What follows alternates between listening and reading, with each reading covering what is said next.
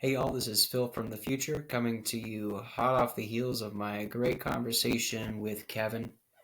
I asked him to talk about his recent trip, and we got about 5 minutes in before we started unpacking everything about the details of that conversation. It's a cool, reflective uh, tennis match back and forth where we just sit and look at what's being said and think about it.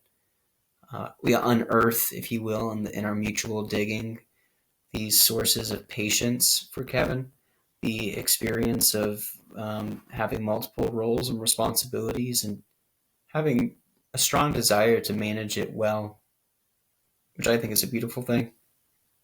And from the spiritual fitness point of view, really going into the understanding of what meaning does for one's life and how much meaning truly does define one's experience. If you're looking for more gratitude, more empathy, more connection, more purpose in life, meaning is a great way to help redefine your perspective, redefine your outlook, or from using a hunter's term, to adjust your scope.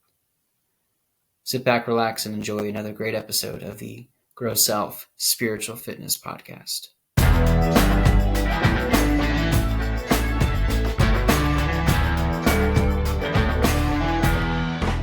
Well, just to join into the fun part of it, I want to hear all about your time in Africa.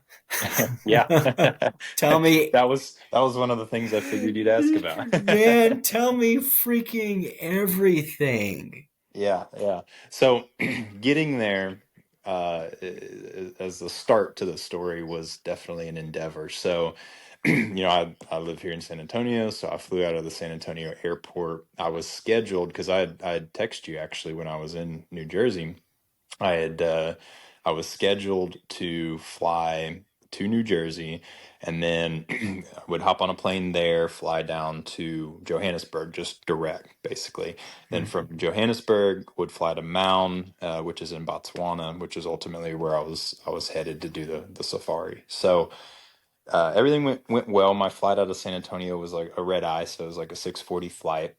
I drove to the airport. I'm traveling with the rifle, right? So the whole process of that is just extremely complicated. It's, I mean, rightfully so. I understand it, but it is a long process, and it takes, like, it's actually kind of funny because to go get your permit, like you've got to take the rifle into the airport beforehand, and you go to customs, and they Oh, they look at it, right? So, like, I don't even have a scheduled flight. This is like probably a month or two before I even I'm backing way up in the story here. A month or two before I even am scheduled to leave, and I just wheel in to the airport with my rifle. I mean, it's in a case, it's in a locked case, but it was a weird feeling. I bet you feel like a terrorist. Like, this is Yeah, what they I was guys like, I don't do. even have a flight today, but I'm just walking in the airport with a rifle. White guy Anyway. walking into public space with gun. This is a great story. Yeah, exactly. So, um, I anyway, so did that. Then on the day of the flight, I headed out on that red eye flight, got to New Jersey. Everything was going great. Well, then New Jersey just, or the whole, I guess, Northeast coastline just got hit with a row of storms, basically. And so I got to New Jersey at like 8 or 9 o'clock in the morning, something like that. And then I wasn't scheduled to take off until 8:40 that night. Well, come 8:40, our how airlines do it. They never tell you, hey, it's going to be a 2 hour delay. It's 30 Yeah. minutes, 30 minutes, 30 minutes, 30 minutes, right? So finally they board us after a couple of hours. I think it was a little over 2 hours. They board us. Then they push off, and international flights, so they're bringing blankets out and pillows and all that kind of stuff. Um, and so they push off. We get on the taxi. Well, the runway or the taxi is just way backed up because of Yeah. all the flights were grounded during that storm. And then after it passed, everybody's trying to take off at once. Well, I was still annoyed that they didn't prioritize the overseas because it's more critical because your pilots time out easier. Right. So because it's, a 15-hour flight. So anyway, long story short, we sat on the tarmac for 2 hours and then they Oh. timed out. So then, Oh. yeah. So then they bring us back to the gate. Everybody's obviously pissed off. You grab your luggage from the plane, you get off. Well, as soon as we get off the jetway, the gate agent goes, "Your bags are at baggage claim, and go down to the support desk or whatever it is right down there in baggage claim." And I was like, "In baggage claim?" So they booted us out to the unsecured area of the airport, basically. So they just completely canceled everything. And mind you, I told you it Oh. was an 8:40 p.m. flight, 4 hour delay. So it's almost 1 It's a.m. right and your now day started as a red eye in San Antonio, in so you're San going on Antonio Central 24 Time. hours basically. In Central Time, yeah. And then Yeah. so well, so I guess I had the benefit of that, but either way. So yeah, I'm going on a long day here. So did book through a travel agency, not that they really helped me much here. I go see where my bags are, and then actually I just ignored the bags. I just went to go get in line because everybody's coming down doing the same thing, right? And there was another international flight, I think, that had the same issue. And so while I'm waiting in line, I can tell, people are pissed off, obviously. All the gate agents are frustrated as well, just because they're being bombarded. And I see this one guy said, he just throws his hands up. He says, "F this. I'm not even supposed to be here right now," and just walks away.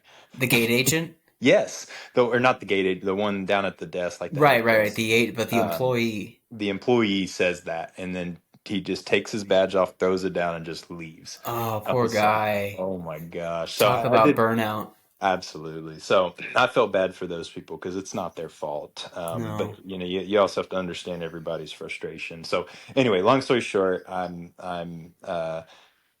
standing in line talking to the travel agency that I booked through, and then trying to get a game plan before I get up to the desk so I can try to be as efficient as possible. End up switching airlines. So it was a United flight.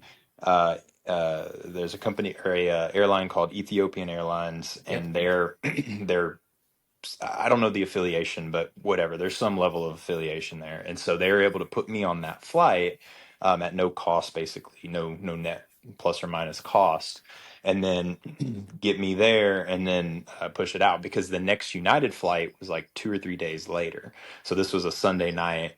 It would have been, I think, Tuesday night before it would have been able to get out on the next United flight, whereas the Ethiopian was leaving, or I'm sorry, it was Saturday night, it was going to be Tuesday night, and then the Ethiopian flight was leaving out Sunday night.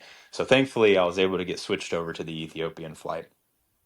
But now Then, you've got 24 hours to kill in New York, and you also have a gun with you. yes, so that's the other thing. So I get back, I walk out, and my gun, and there's a couple other people on the flight that were doing the same thing, and all our guns were just sitting there in baggage claim Oh in my New Jersey gosh. airport. Like anybody could have just walked up, picked them up, and walked away with, Totally. just completely disappeared. So, I mean, we got all the padlocks on them, but you pick up the case, you take it home, and you deal with it there. So I couldn't Right. believe they did that. But either way, I get on my bag. So now I'm walking through the airport. I'm trying to figure out. It's a little after 2 a.m., I think, and I'm trying to figure out what the heck to do. So then Oh, I right. And you're also in New Jersey, so you're like not even kind of close to other stuff because I know that airport. You're There's at nothing. There's Newark, right? absolutely nothing. And I was actually even calling, yeah, Newark. I was calling the hotels around the area. Mm-hmm.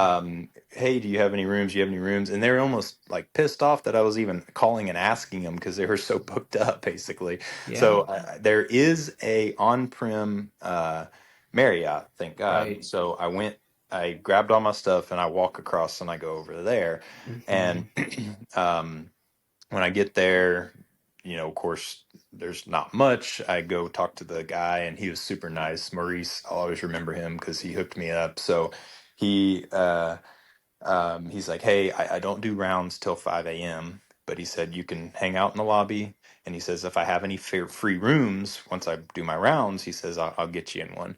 And I said, man, that would be awesome. So it was actually like 4:30.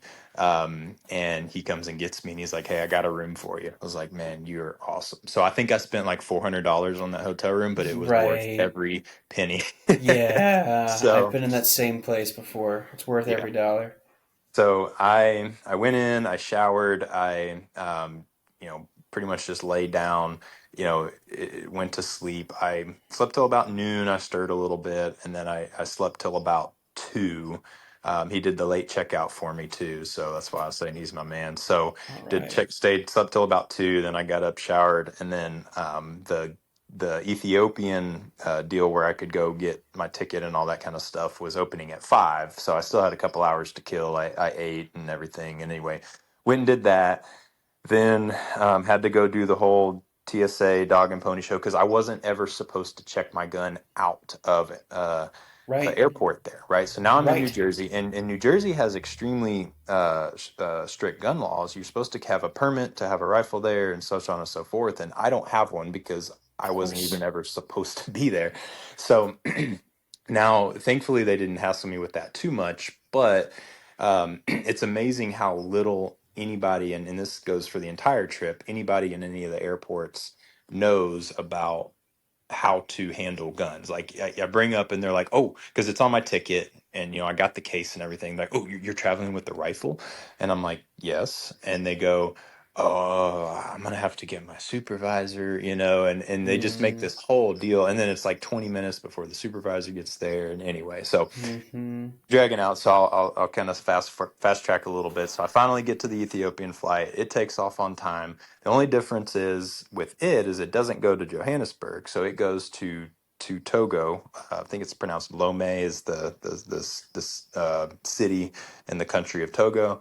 It landed there. Some people got off, some people got on. I just stayed on the whole time. Then it went to Addis Ababa, which is in Ethiopia. So I get there. Then I had to get on another plane that took me down to Johannesburg. And so I can't remember. The time zones were so screwy with how it all ended, but I ended up being in Johannesburg at 5 a.m. Local time there, basically. What day? I believe it was Monday. I can't remember, man. I think it was, no, it was. Yeah, I think it was because I ended up taking off Sunday night. It was like a 15-hour flight to get to. Yeah, I was in Togo in the morning, and then yeah, by the time I get to it was the morning of Tuesday, 5 a.m. the more local time Tuesday morning. So you left Uh, Saturday morning in Texas, and then because of yes. delays and everything, you finally got to your destination on Well, Tuesday. almost. So now Oh, now I'm right. there, and then So now my you gotta flight get to to the site. Maun, Botswana, is I think it was 11 or noon out of there. So I had time to kill in the airport in Johannesburg, which again I had to go through the whole gun process and everything, and then once I land in Maun, Botswana.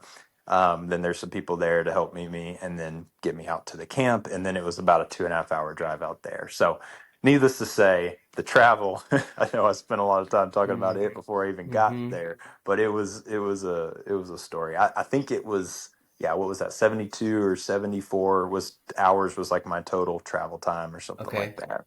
Well, Uh, Kevin, this actually might be a good place to kind of hit pause because this is lush with spiritual fitness elements. sure, hit me. Ah, yes.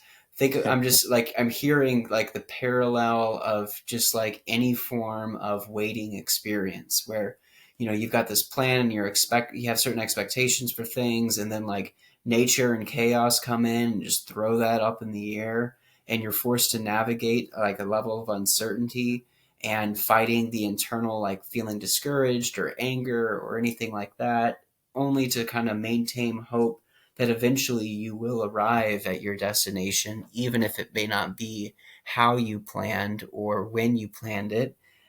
And then you finally got there. Like Yeah, that's absolutely. I see that. that's kind of a beautiful parallel to life, um, in many regards. If you could reflect on that for a moment with me, um, I know, like in the end, like yeah, it's just a story about like getting delayed and then getting to your destination. But like you saw it yourself, there were some people there who were not able to handle it as well, or the same, I should say. Let's not be judgmental. The same as you. Sure. Um, and at the same time, you met someone along the way who you said you never forget, a man named Maurice, out of the goodness of his heart and just kindness, saw you in your situation and was willing to like help you out, even though you were technically a stranger. Yeah, no, that's true. That's beautiful. What That's what true. what for you? Like, if you can look back on that moment, like why didn't this just like piss you off and make you want to just quit and scream and yell at the ticket agent? Like, what is it about you or your spiritual fitness, your resiliency that kept you cool and kept you focused on getting to your destination?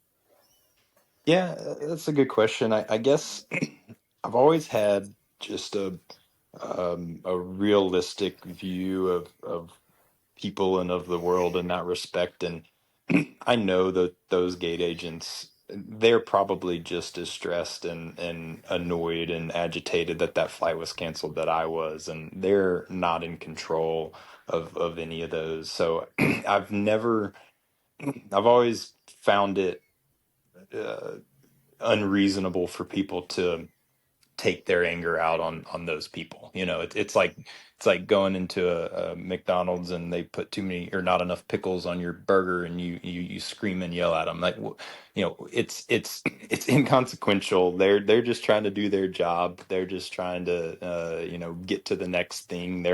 They don't probably want to be there either, right? I mean, like, you know, some people love their job more than others, but at any capacity, at some point of your job, you're like, man, I just want to work so I can get home and spend time with the wife, with the kids, or whatever. And so they're only there to serve and to do their job, to make their money, to get their paycheck, to go home and live their lives the way that they want to live them. So I've never felt that it was necessary to go in and berate or be even not even berate, but just to be rude or unreasonable to those people, because you know, it could be just as well be me that's on the other side of that counter that's getting yelled at and everything, and I wouldn't want people doing that to me either. So, Hmm. You're describing a like I'm hearing you describe like a real sense of empathy and sympathy, seeing yourself in the other person, often putting yourself in their shoes and reflecting and saying to yourself, "Well, how would I feel if someone treated me this way?" And also kind of looking at the bigger picture of, in the end, some of these things are, to use your word, inconsequential in the grand scheme. sure, right, Where right. does it where did that come from? Where did you learn that? How did you learn? How did you come to that understanding? Yeah, that's a great question. And usually when I say that's a great question, it means I have no idea. Yeah, I guess it just comes through it has to have come through my upbringing in some capacity, right? So, uh, you know, to I guess throw the cliches and all of that, you know, like Cliche away. yeah, my mother's always been the one, you know, in terms of, you know, treat people the way you want to be treated and that type of deal.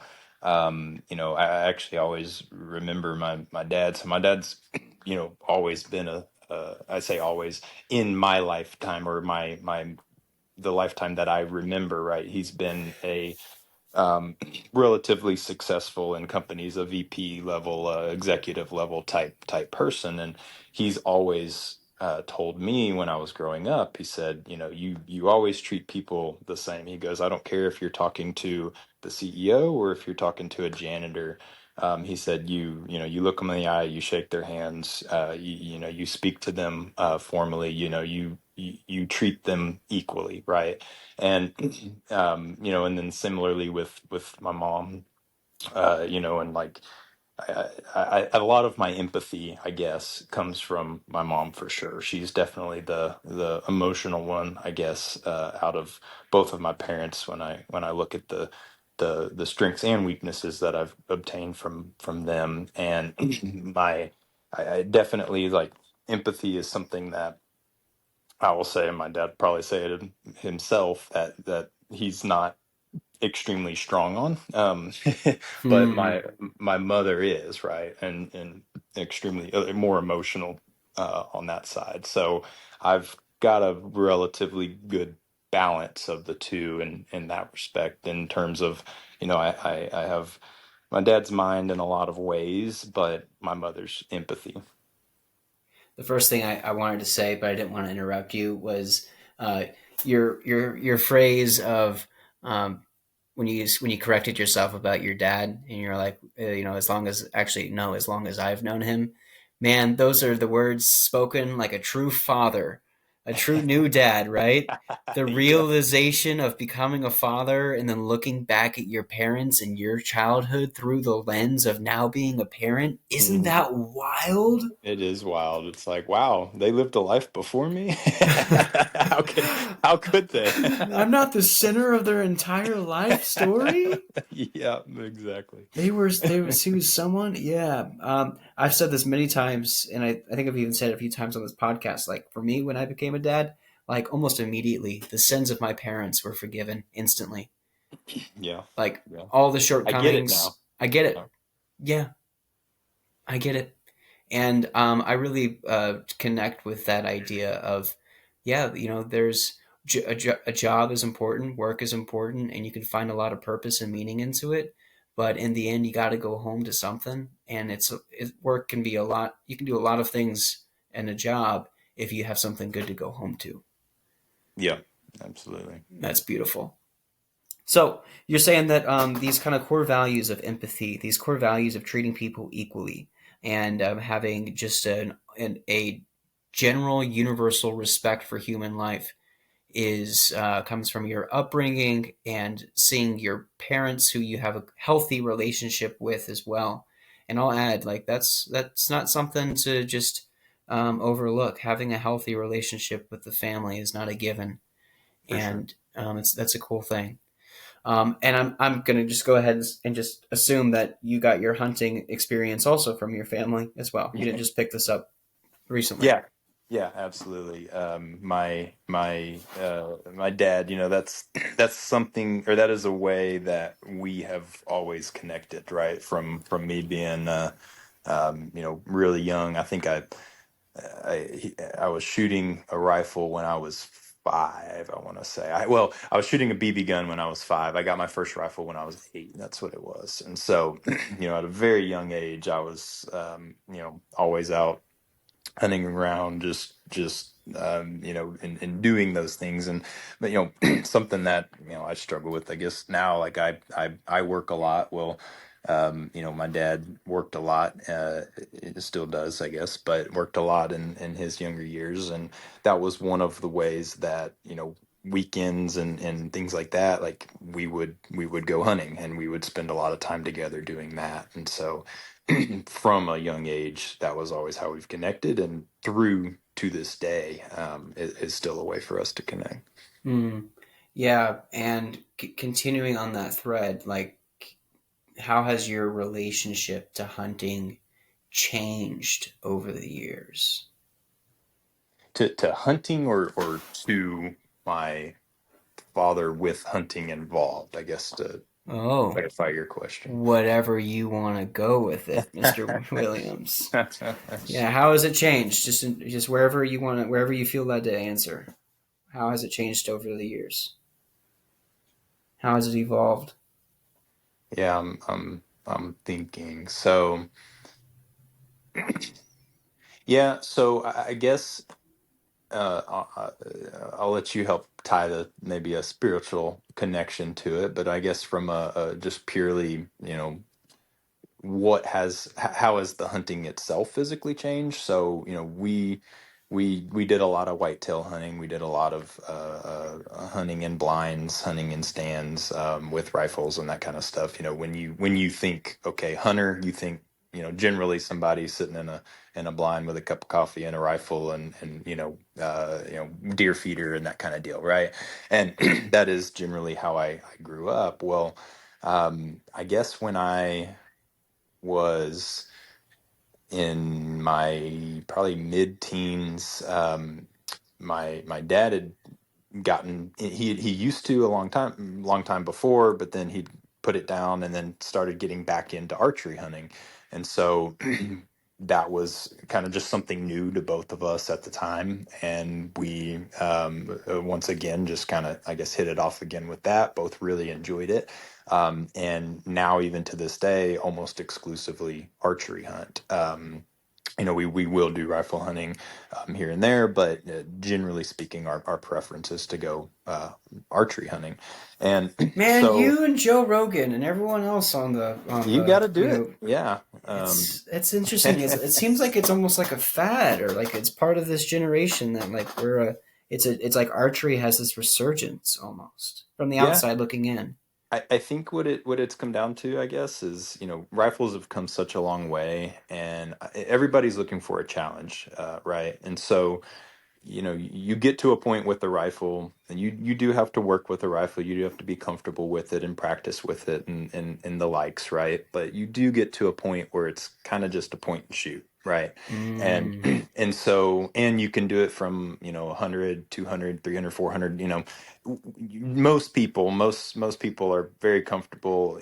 Even non people that don't shoot often can make a good shot within 300 yards, better within 200 yards, but somewhere in that range, right? So you don't have to get extremely close.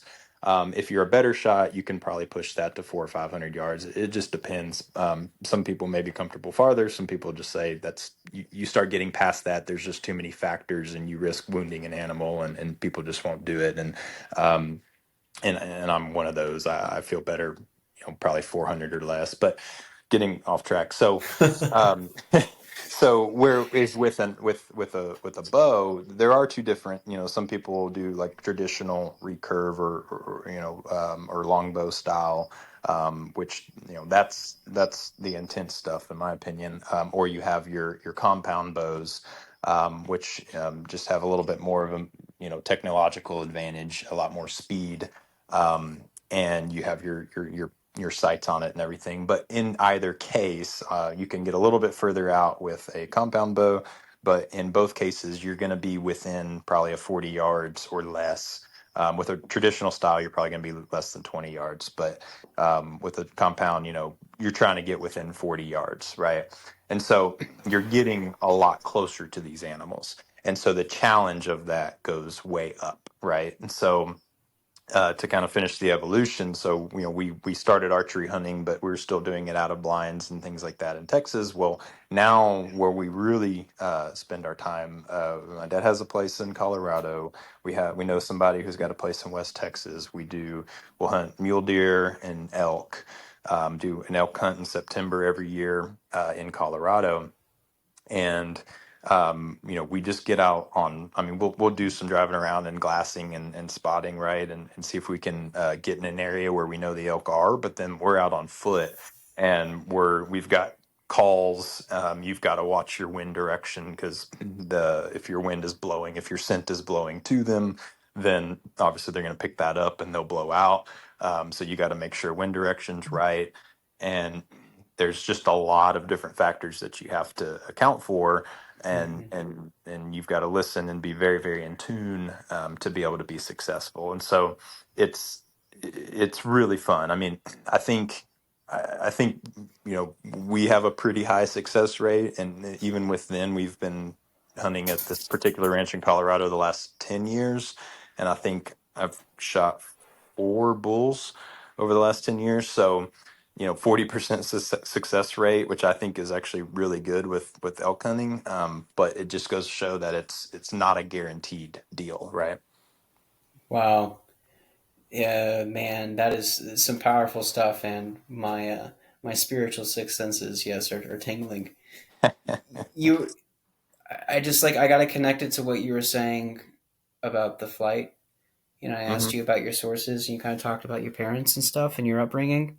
Hmm. And to me, man, it sounds a lot like your childhood and learning how to sit in the blind and wait, and understanding that 40% success is really good, which means 60%, more than half the time, nothing's happening, or something does is wrong and it is outside of your control, or you do miss the shot or something.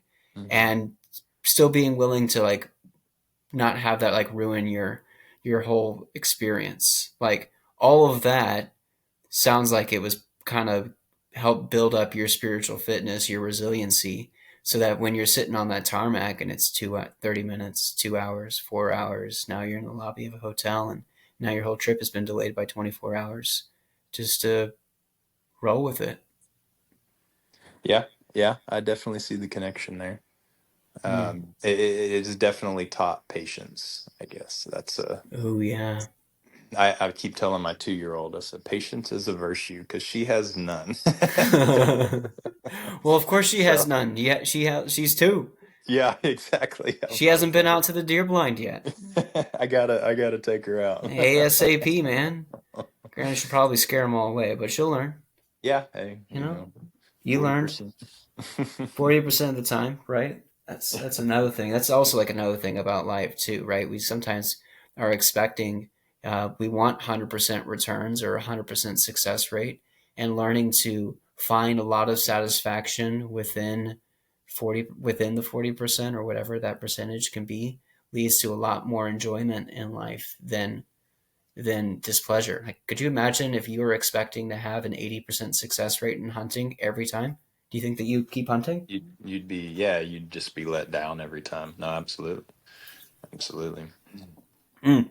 Well, Knowing things aren't guaranteed, right? I guess that has been something that's even helped me in my business career as well, is knowing that nothing's ever guaranteed, right? You've got to work for everything that you achieve, and it takes work. Nothing comes easy. There will be roadblocks. You will feel like you've been kicked in the nuts sometimes, and you just kind of have to dust it off and keep rolling. right. Oh, absolutely. In the kind of the three buckets of spiritual fitness, I break it down to sort of your I break it down to your meaning in life, like how you understand like your core beliefs and values, your purpose, so how you understand your role, and then your relationships, the way that you connect and kind of find the most community. Mhm. And so far, we've really been you've been articulating a lot of like a strong sense of meaning in life. I'm hearing you describe how you understand the world, how you interact with the world, and how that informs then the way that you yourself act. So it's cool to hear, Kevin, from that point of view. Like you have a strong sense of. I'd be willing to say that you have a strong sense of meaning in life. Has What do you think about that? Yeah, I completely agree. I think where I've struggled more recently, and not so much in meaning, but more so in how to balance the things that I find important, I guess. Mm. And what do I mean by that? So, I've got 2-year-old and a 9-month old now. Actually, tomorrow she'll be 9 months, so pretty close together. Was not part of our plan, but it was part of God's plan. So here we are.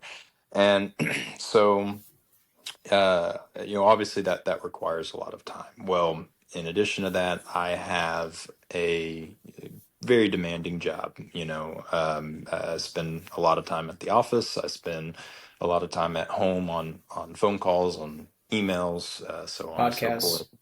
Podcasts. Yeah, podcasts, and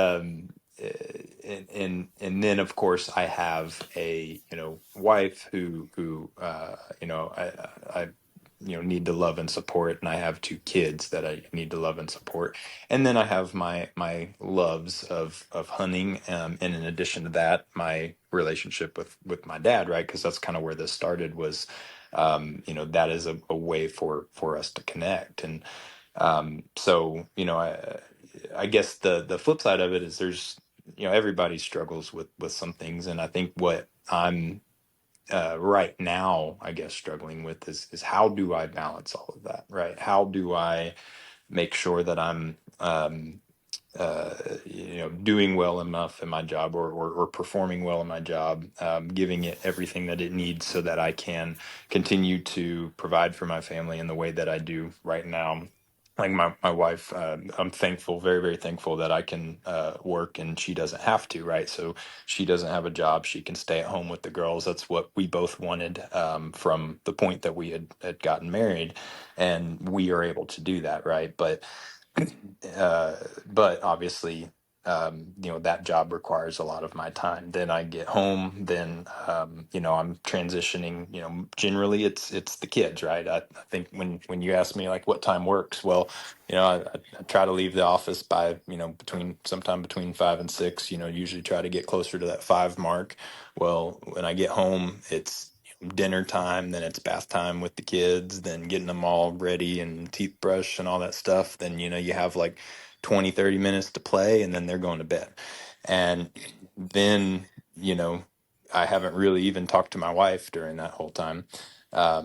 So then, we have whatever it is, right? Maybe she wants to go watch a show or, I want to go do something, play a game with my buddies on Xbox or something like that, right? And so, um, so it's like sometimes I think don't always give that time that she needs as well, for us and our continued relationship. And then I have the piece of, like I said earlier, the the hunting and the relationship with my dad, something that's fun, for me, but also is challenging to go do that. It's challenging to go hike the mountains and everything like that in Colorado with bringing the family and spending equal time with them and such and so forth. And so if I go spend a week in Colorado, that's a week away from them. I went and spent 2.5 weeks with traveling and everything in Africa, but that was 2.5 weeks that was away from them, right?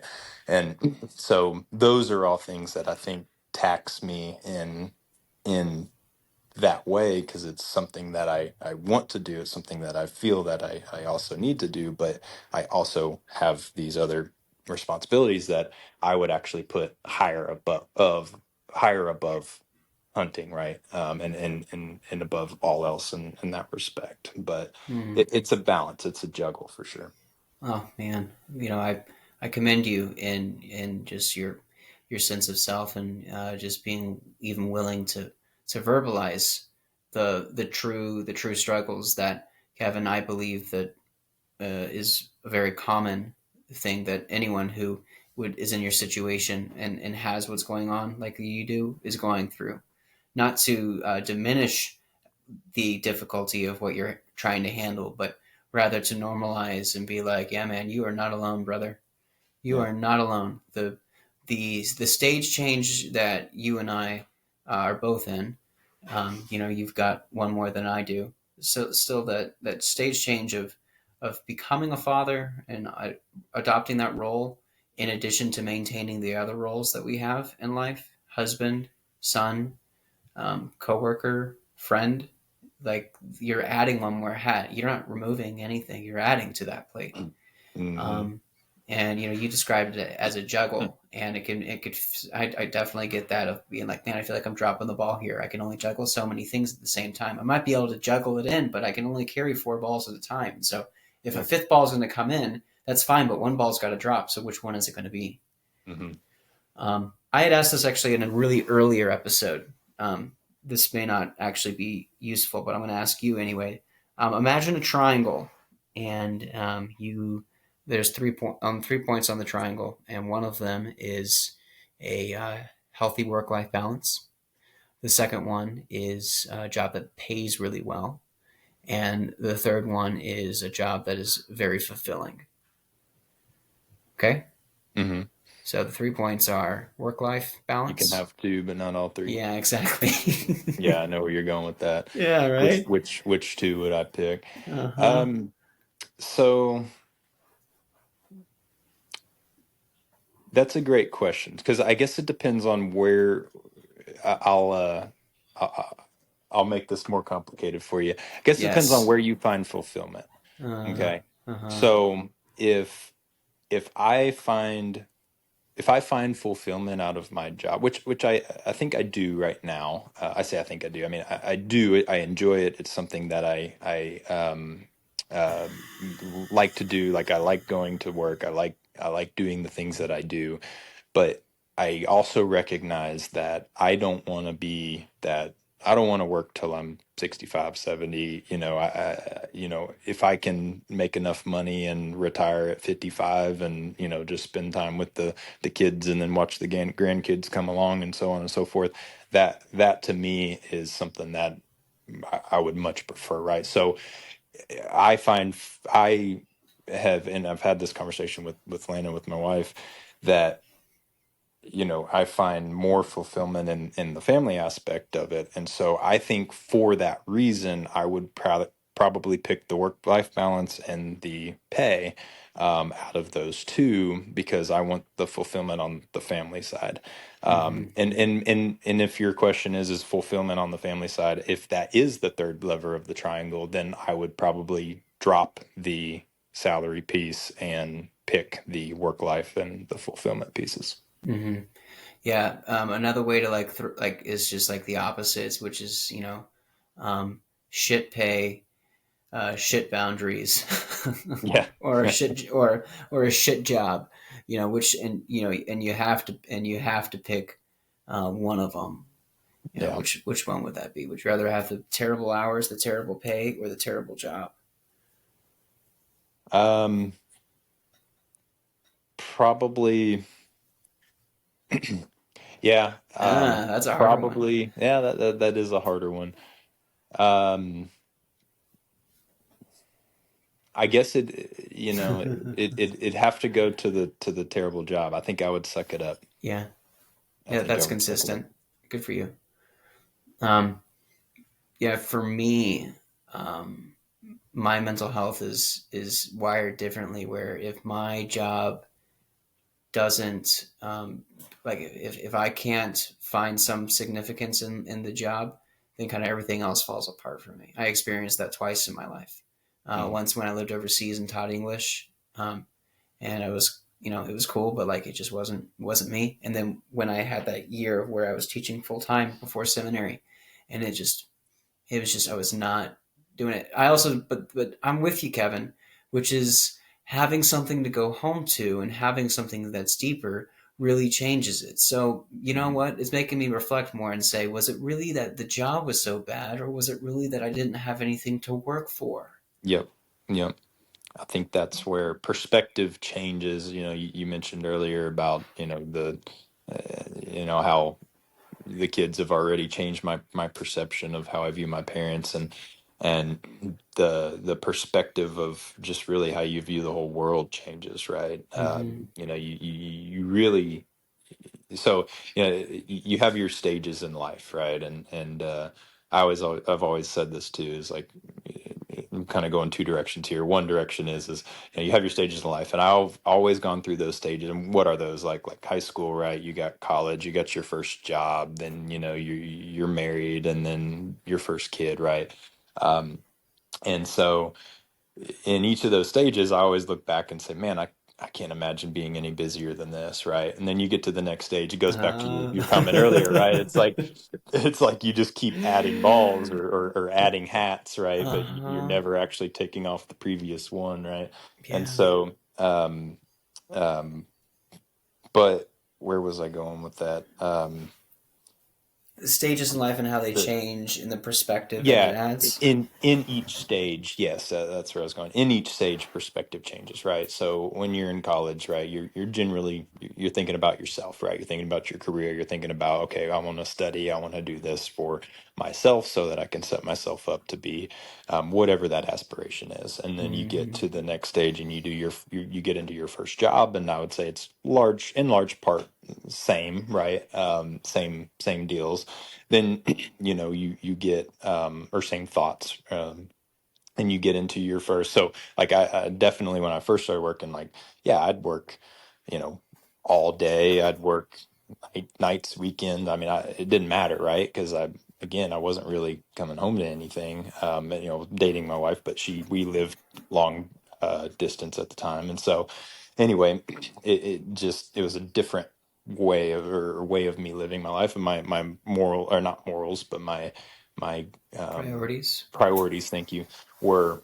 were different. And then, then we get married, right? And so now my priorities definitely are more with my wife in mind. And so, at the time we got married, she was still working. Well, then after a couple of years, it's kind of a long story, but she didn't have a job anymore. So then she's like, do I need to go find a job, or is that something we think we can support? And so that decision was actually made before kids, which I thought was great because we got adjusted to that long before we ever introduced kids into the picture. But again, priorities are changing, right? I'm definitely more caring for her, and and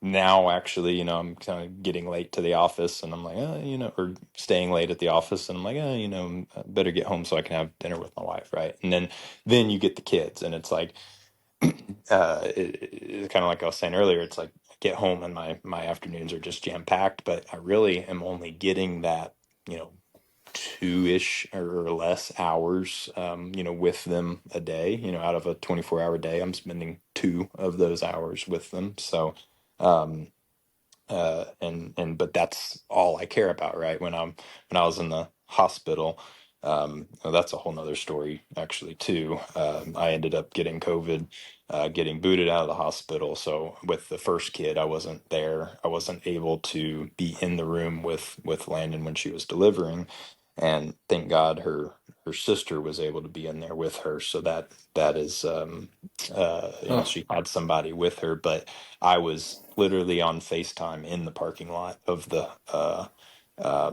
of the hospital in my truck, just FaceTiming her through the whole thing. And um, that I remember in that moment was um, probably one of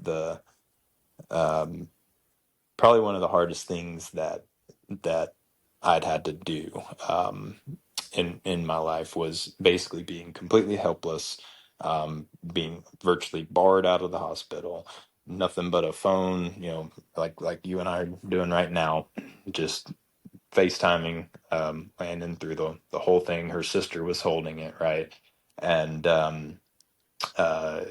and so my sister-in-law cut the cord and all that kind of stuff. And I mean, I just remember being so engulfed in the phone, sitting in the parking lot, bawling my eyes out. yeah. Like I could not think about or care about anything else at that time but that particular moment. And again, just having that completely helpless feeling as well was absolutely dreadful. And um, to tie that back to what I was saying earlier, like just how those priorities and how your perspectives and everything's change. And it's just like, wow, all of the, at the time I was 28 or 29, I was like, all of the 28 years that I've lived up to this point, I've never cared about anything more than that little baby right there. Hmm. Man, those are some powerful words, Kevin. Wow. And definitely uh, so much worse than getting delayed on your flight to your 2 week safari trip. Yeah, yeah, we strayed off course, didn't we? No, but it connects, man. It's all connected. Because I wanted to say, like, what if instead of the reality is like we've got all these balls that we're juggling. What if it's actually we're just juggling one giant ball, and the ball just kind of gets bigger, but it's always been one ball. Hmm. And how we kind of where we go, it's that whatever philosophical phrase of like wherever I go, there I am. Hmm. Um, and so we carry with us those things that inform our experience. So whether we're at the office or at work or with our family, we are there, and that sort of informs our experience. I mean, the story of being barred from your child's birth and the feeling of helplessness, like totally taken out of your hands and absolutely not what you had expected or prepared for. Um, that's a formative experience, to say the least. Oh man, how I mean, as weird of a question as this is, like, what did you learn from that experience? That I will not tell anybody that I'm feeling bad next time I'm in the hospital, and that I will. Well, it was in 22, and Uh, we talked about it, and uh, we were like, well, do we just not say anything? But then you're scared that what if the if COVID anything police show happens. up? Yeah, well, more so just like is the baby going to get hurt or any way, shape, Right, or form, right? And right, so right. then Landon ended up getting it anyway, and so it just and no issues with the baby. She never even got sick, but Mhm. what did I on a You less learned, joking, yeah. deeper level? Don't trust the medical institution. Yeah, yeah. Um, Yeah, on a deeper level, is there anything that you kind of learned? I mean, I think you actually said something that you learned about yourself. Actually, you said that you learned that you love something more than you could ever imagine in that yeah, car, and had no idea that it was possible that you could love something so much through the phone. yeah. I mean, that's exactly right. I think that's I mean, definitely it because yeah, it was surreal. It was very surreal. yeah, because like the degrees of like the physical separation and like the emotional separation from that, and it sounds like to me like truly heightened, if not like ripped out of your chest, like that emotional experience of what it means to when you become a father and you meet your child for the first time. Mhm. Yeah, that's raw, man. That's nature. That, That yeah. it is. Well, let's wrap this up and kind of connect this all back together. So Yeah. we started off this cool conversation talking about um, going to Africa and a flight delay, and then we've been just wonderfully going through this cool thing about uh, being patient and where that comes from, and like these experiences of being delayed and everything else. But your trip when you're there, without going too much into detail, because otherwise we're gonna have a 3 hour episode, and I feel like we could just talk for hours, Kevin. I always do Yeah, enjoy we talking with haven't you, even man. we haven't even gotten to the Africa We're trip gonna yet. have to do parts two, three, We'll, four, and we'll five. follow up. Yeah, there you Yeah, go. well, I said I need to do 100 episodes, so I think we could just do you and me for the next 90, There you and I think go. we'll have enough content.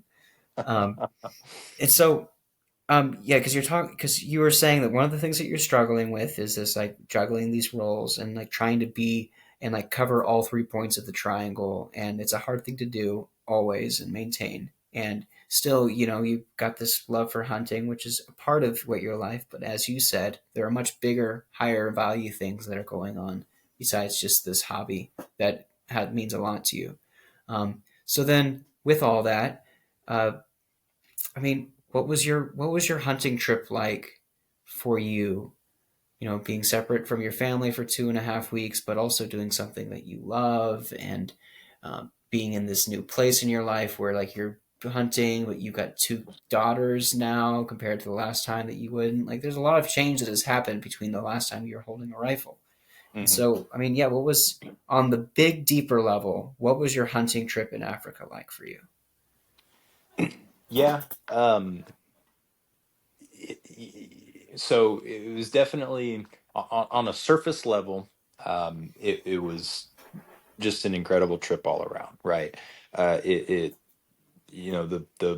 the people were amazing. The landscape actually was kind of funny. They're very strikingly similar to South Texas landscape in a funny way, right? Just different Oh, types of plants and bushes and the like, but kind of a sandy soil and but just different animals. But anyway, um, the um, everybody that we met was just incredible.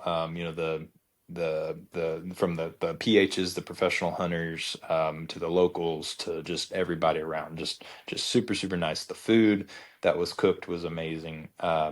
The Just everything was awesome. So it was definitely, again, on a more surface level, just a once in a lifetime style trip, and you know had just an amazing time. Now back to the kind of priorities thing, right? Is like throughout the whole trip, especially through there was one port where we traveled through, stayed at a little. So they have different types of safaris. They have hunting safaris, and then they have actual just just viewing or whatever you call them, safaris, where you can go in and just drive around and look at animals. Well, we were transitioning from one camp to another camp. We were at the first camp for about 5 days, the second camp for the remainder of the trip, and then for about 2 days in between, transition through just a photo safari is what they call them. And we stayed at that photo safari, and I was just especially there because the first trip we were staying in tents, and I knew my wife would have hated that. But at that photo safari place, just thinking like, man, I'd love to be here right now with the family, right? With my wife, with the girls. But even then at the time we were still relatively early in the trip. As we got towards the end of the trip, definitely just was getting to the point where I was just ready to be home, right? It's just,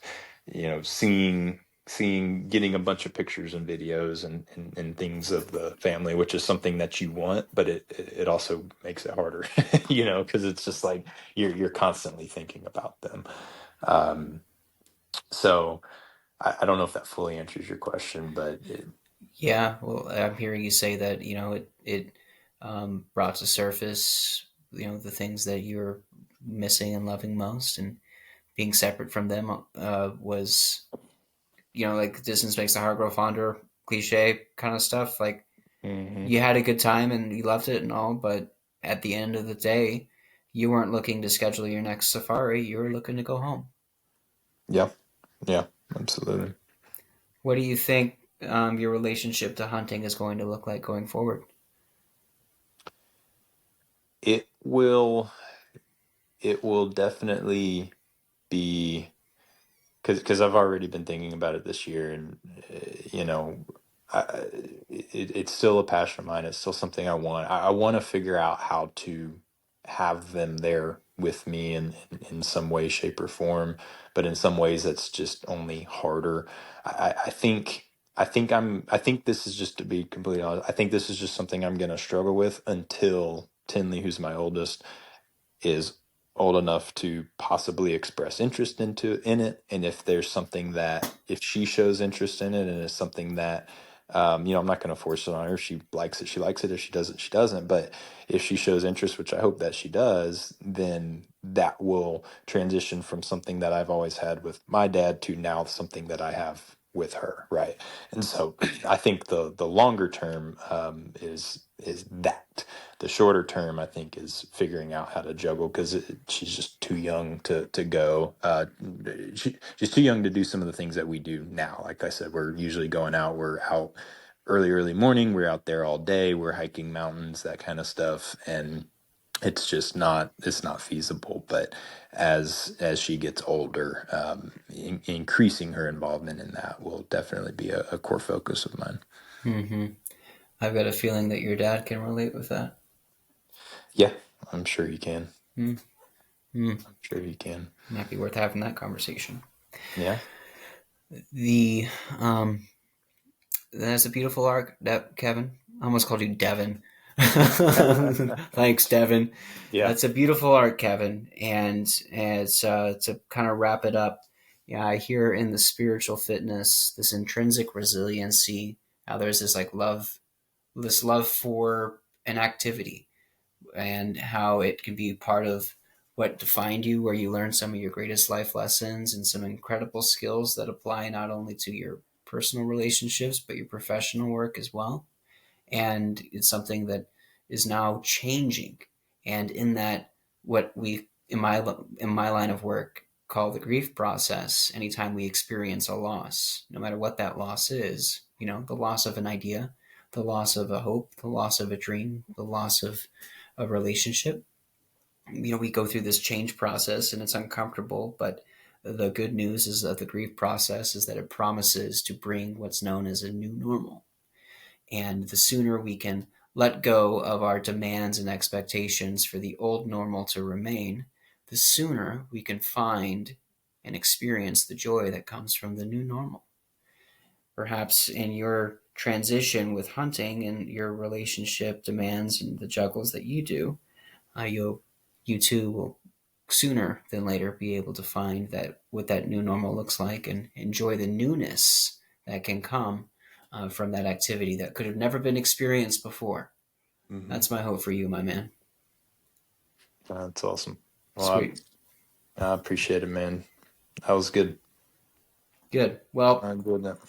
for those listening, to my millions of listeners, thanks so much for tuning in to another episode of the Grow Self Spiritual Fitness podcast, and tune in next week for another great conversation. Bye bye. And